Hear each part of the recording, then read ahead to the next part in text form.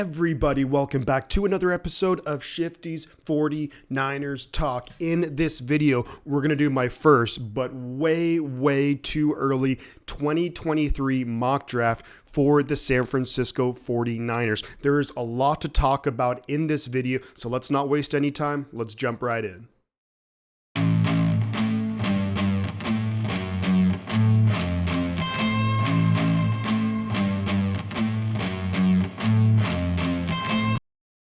And just before we kick off this mock draft, let's talk a little bit about what picks the 49ers do have. So in the 2023 draft, we don't have a first round pick. That went to Miami. Now it's gone to Denver via the trade up for Trey Lance. We don't have our second round pick. That went to the Panthers for Christian McCaffrey. We actually don't have our third or our own fourth round picks either, also going to Carolina for Christian McCaffrey. So what picks do we have? Well, we already have two compensatory picks in the third round, and I'm going to project another one, assuming that DeMeco Ryans gets hired as a head coach elsewhere. We don't have any fourth round picks, compensatory picks, and our own picks in the fifth round. We also have three. So we have our own, we have our trade with the Miami Dolphins trading away Jeff Wilson Jr., and we have a compensatory pick. We have one compensatory pick in the sixth round, and then overall we have three picks in the seventh round, one of them being compensatory. So those are the picks, and we're going to kick it off in the third round. It's going to be right now projected to be pick number 100 overall. So with the first pick in this mock draft, I'm going to have the 49ers taking center Andrew Raym. He's from Oklahoma. Now here's a guy, he's a junior, so he may not necessarily come out this year, but overall he's a guy who I really like so far from what I've read online about him. Now I haven't watched too much of Oklahoma this year, but based on what I've read, it seems like a very decent prospect, and the guy who I think by the end of this season could really move up draft boards and might not be available at this spot. But right now, we're going to say Andrew Raym. And here's the thing, we have Jake Brendel, not a huge amount of confidence in him moving forward. Brunskill's on a one-year deal. Jason Poe, we're not really sure how well he's coming along. So let's get a center in the third round. And just a friendly reminder, Creed Humphrey, the fantastic center for the Kansas City Chiefs, also an Oklahoma alum. The next player that we're going to take in this mock draft is going to be a tight end, and that is Sam Laporta, the tight end out of Iowa. Now that sounds familiar. Oh yeah, George Kittle. So here's a guy who would really just add another weapon to the offense for Trey Lance moving forward. To be honest, I don't have much faith in Charlie Werner anymore. He's dropped both passes that he's been thrown to this season. His blocking is okay, I think. Ross Dwelly's on a one-year deal. Tyler Kroft on a one-year deal. So let's get some depth behind Kittle. And look, heading into next year, it's not like Kittle will be still the young guy anymore. So maybe having a tight end that we can develop and potentially be a starting tight end down the road, not a bad idea. Plus, we know we've had success with Iowa tight ends before. When we look at him, he's a senior, 6'4", 250. This season, the Iowa offense is awful, and he's basically their really only guy that they go to. So overall, he's being double, triple covered this season. So statistically, not great, but I think he's someone who could ultimately help out the 49ers in the long run.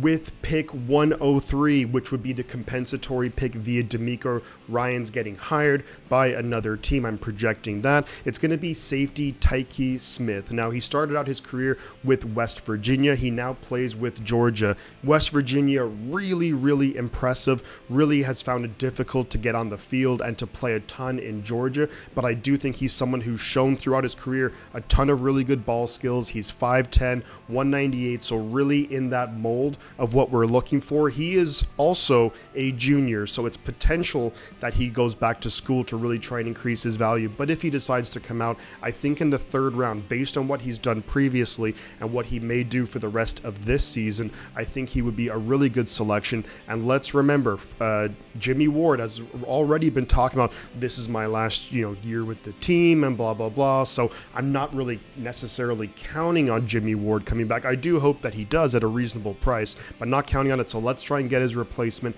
taking Tyke Smith, safety out of Georgia, in the 3rd round. And now we're going to move on to the 5th round. In the 5th round, that's going to be pick 157 overall. We're going to take defensive lineman Tyler Davis out of Clemson. Here's a guy, senior, 6'2", 300, really solid gap penetrator, and that's something that we've been sorely lacking since DJ Jones has left for the Denver Broncos. Now, he's a guy also who could be moving up draft boards. We may be lucky to get him in the 5th round, could possibly move up to a 3rd, even a 2nd round pick. He's had a little bit of injury issues, but overall, with his skill set, couple that with Chris Kasarik being able to coach him up, I think he'd be someone who could really benefit and help us out on the interior of the defensive line. Look, we have Eric Armstead. We can't count on Kinlaw to play basically at all. Kevin Givens has been okay, Ridgeway okay, Spence okay, but I think we could really use an upgrade there. And again, it's looking long term, and I think a guy like Tyler Davis would be a really good upgrade in the 5th round. Now moving on to pick 160, and this would be the pick acquired via the Miami Dolphins in the Jeff Wilson Jr. trade. I'm going to have us take Nick Hampton, the edge player out of Appalachian State. We actually took an edge player out of the 5th round out of Appalachian State before. His name was Ronald Blair, and I thought he was a very solid 49er. When we look at this guy, he's also very good senior player. He's played a bunch of games and also 26 sacks in his career. So he's someone who's really shown an ability to be able to get after opposing quarterbacks when he's essentially the primary focus on the defensive line for Appalachian State. So someone, again, this is really us putting our faith and really, utilizing the coaching of a guy like Chris Kasarik to improve this guy's performance, develop him, and get him up and playing really good football. Another quick note, when we look at the edge position, on next season, we'll have Nick Bosa, we'll have Drake Jackson.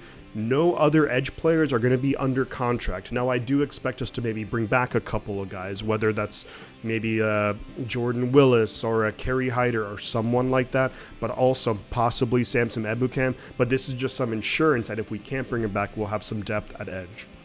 And with our compensatory pick in the 5th round, I'm going to go cornerback out of Louisville, and that's Keitrell Clark. Now, he's a guy, his freshman year actually played at Liberty, then transferred to Louisville, and he's been really good in his career. Again, a guy who I think through all the draft process may move up draft boards significantly. We look at him in his career, 5 interceptions. Overall in his career, 2. He's had 2 touchdowns, an interception return for a touchdown this season, and last season a fumble return for a touchdown as well. So really impressive stuff out of this guy. And another thing where you have to look at the depth moving forward. Do we bring back Mosley? I hope that we do, of course, and I hope he has a speedy recovery. Jason Verrett, 1-year deal. A lot of these guys, Ambry Thomas really hasn't done much of anything this season. Lenore's looked pretty good, but overall I think we're going to need some depth at cornerback, and I think this is a guy who's a playmaking cornerback too, someone who can cause turnovers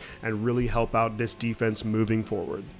In the 6th round, that's going to be pick 218 overall. For now, we're going to have Ainias Smith, the wide receiver out of Texas A&M. Now, here's a guy I really love his skill set. Now, no way am I saying he's even close to being in the realm of a Deebo Samuel, but he is a guy who has a lot of versatility. You look at his size, definitely not a Deebo size, but 5'10", 190, but he's put up a bunch of yards receiving and also rushing the football too. When you look at his career so far, also 21 touchdowns. So he's a guy who's able to get in the end zone. You can run the ball with him. You can throw the ball. Really solid receiver there. And to me, this is also, again, you have to look for the future every single time. This is what the 49ers typically do a good job of. But Jauan Jennings, ideally, yes, we'd like to bring him back next year. But if we can't, it'll be good to have some insurance and allow us to get a guy who can get into the end zone, something that Jauan Jennings did very well last season. So I'm going to go Ainias Smith, the wide receiver out of Texas A&M.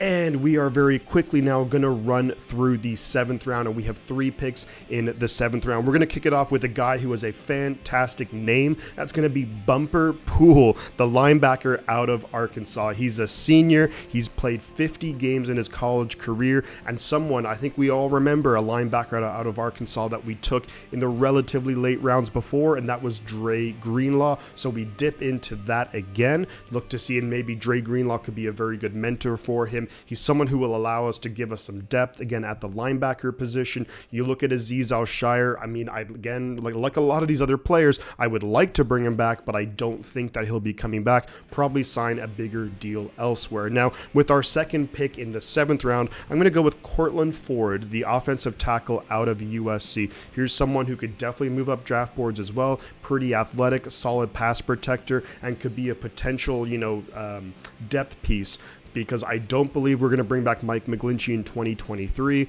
I think we'll have, either Jalen Moore or Colton McKivitz for now penciled in at that right tackle spot, but we get some depth there, and we really need to solidify the offensive line. It's so important, especially with Trey Lance coming back from injury next season. Now, let's finish off the draft, and it wouldn't be a 49ers draft without us taking a running back, and I'm going to have us taking Eric Gray, the running back out of Oklahoma. Now, here's a guy, too, incredibly versatile. He's a senior, and he's someone that actually reminds me of Ainias Smith out of Texas A&M, much more of a running back compared to a wide receiver, but he's also very, very versatile. As a running back, he's had quite a number of receptions in his career at Oklahoma, and I think that's really one of those guys who could be one of those late round picks that blossoms for the 49ers, a la Elijah Mitchell, Jeff Wilson Jr., Matt Breida. So that's going to be my first, and of course way too early, mock draft. Now please try not to get too hung up on draft positions, because we know, especially at this stage, things are going to change dramatically.